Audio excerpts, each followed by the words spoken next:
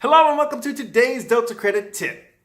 So you've talked to a creditor that you've settled an account with and they refuse to bring your credit report to a zero balance. Is this right? Is this fair? What do you do? Stay tuned. We'll let you know on today's Delta Credit Tip.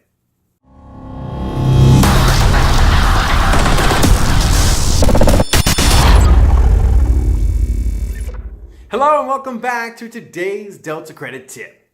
So in the course of settling a debt, sometimes you may have a little bit of a problem when it comes to how it reports on your credit report. When it comes to trying to, say, buy a home, a lot of times lenders don't like to see that you owe creditors, okay? And if you've gone back to an old charged off account or whatever the case may be, and you've settled an account, there are certain banks that are, they got this whole parting is sweet sorrow kind of approach where they don't want to bring that to zero. And you got to be really careful with that because you may not owe them any money, but if they have assigned that account, well, then they could reassign the balance and then that can open up other can of worms because they're going to try to come after you for the balance, okay? So if you're going to structure a settlement, okay, there are certain banks like Bank of America, Citibank. A lot of these banks don't like to bring your balance to zero. So what will happen is that you can keep going after them over and over and over and over again, asking them to bring that balance to zero, and you're just wasting time. And if you're under some sort of time crunch on, say, trying to get a home, this could be very problematic, right? Or maybe a security clearance, right? So the main thing to remember, again, in credit repair, it's not about necessarily the score, right? We're talking about behaviors that lead to the score. And one of the main behaviors that you got to make sure that you're doing when you're resolving issues on your credit report is making sure that you're going through the whole due diligence part and taking your time with these transactions and making sure that you get everything in writing.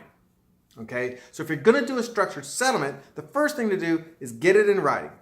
Come up with the dollar amount, make the payment, and then again, get in writing a satisfaction letter, right? That states that you have no residual financial obligation to that creditor, to that debt collector, to the debt buyer, whoever else is maybe associated, parent companies, whoever it may be, so that when the time comes, if they do refuse to bring that balance to zero, then you've got some evidence there that shows that there is no, like I said, residual financial obligation, okay? You can then take that satisfaction letter, right? And then send that to the bureaus to get that account to go to zero. Why is it different? Because the credit reporting agencies have to report complete, accurate information. If you have a settlement agreement that results in you owing that creditor no more money, then the balance should be zero because on certain credit reports, it says balance due.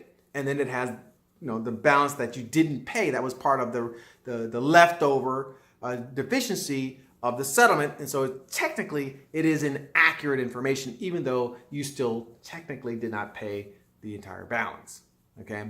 So again, get the contract, the settlement agreement in writing. And then once you've made the payment, make sure that you have the satisfaction letter in writing. And then you can use that evidence to then get the bureaus to act accordingly and bring those balances to zero. Okay? So I hope this information helps. If so, please give it a thumbs up. Also, ring the bell so that every Thursday at noon, we bring you all this information and you get it right out of the gate. Most importantly, people, you've got to share. If you've had this problem, so did somebody else, right? Make sure that you're sharing this information so that we collectively can make a choice to make a change. Delta.